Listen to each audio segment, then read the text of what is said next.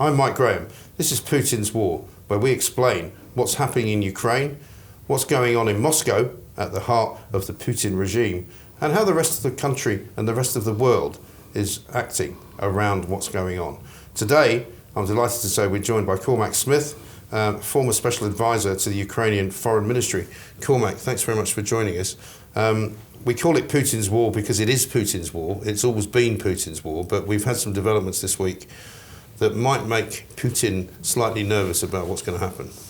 Absolutely, Mike. Well, the big news starting last night, and we expect final confirmation today from the German government, is that Germany is relenting on its opposition to having their Leopard 2 tanks supplied. Now, not only is it important that Germany is supplying these tanks, but there are almost 3,000 of these tanks across different Eastern European countries.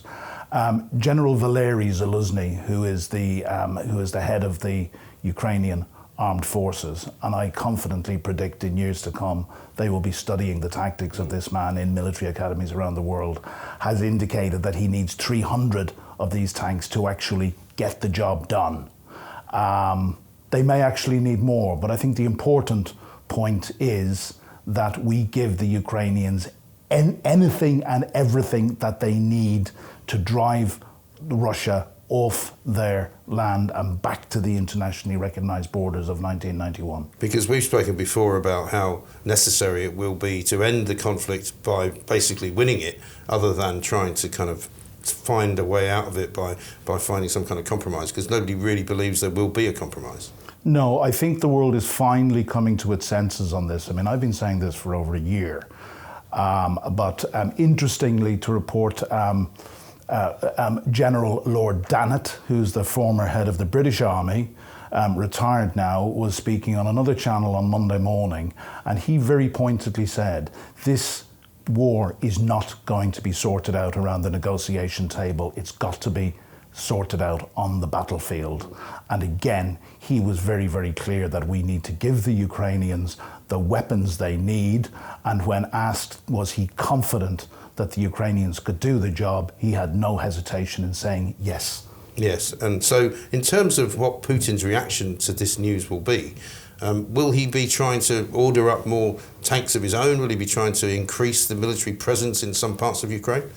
Well, you know, we've already heard the mad rantings of a number of Putin's colleagues. The Russian ambassador to the United Nations has said, I think last night, that any Western tanks that are sent to Ukraine will be destroyed by the Russian army.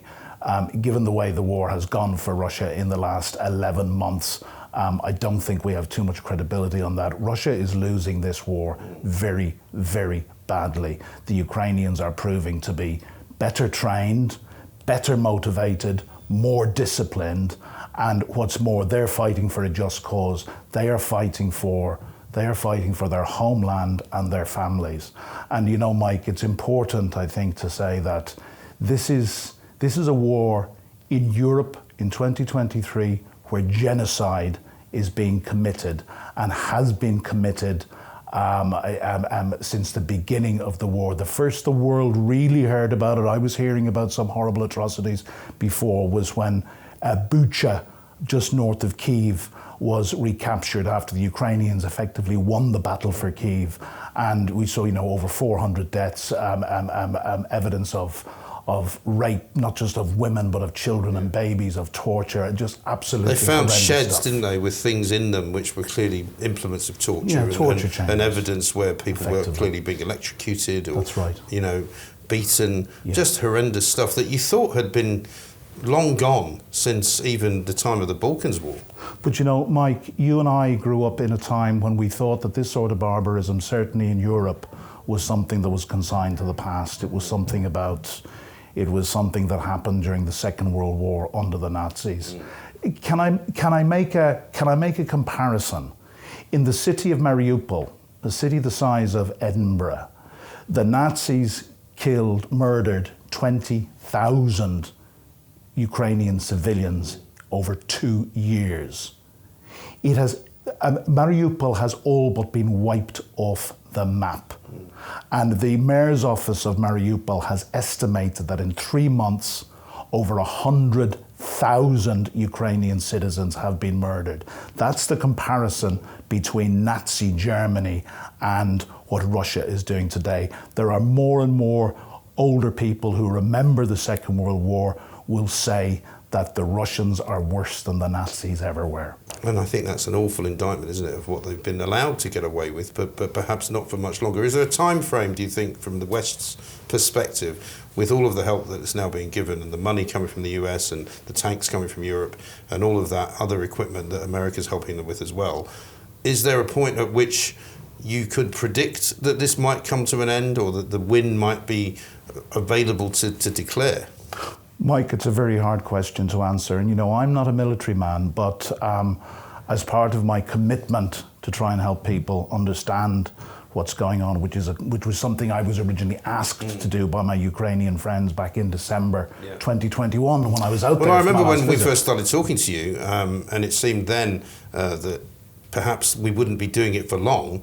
But I don't think anyone expected it still to be going on at this point. No, we didn't, and it's very, very hard to predict. But, certainly I listened to some highly respected former generals, American four-star General Ben Hodges in particular. Now, Ben has said that if Ukraine gets the weapons they need, he can see a victory this year. In particular, he's very focused on Crimea, because we need to understand in the West how absolutely existential Crimea is to the Ukrainians. President Zelensky said before Christmas, this war began with Crimea, with the illegal annexation back in 2014, and it must end with Crimea. So I think the most optimistic hope, and that is all it is, that we could see a victory sometimes in 2023, but I think a lot more, maybe more cautious and, to be quite honest, more experienced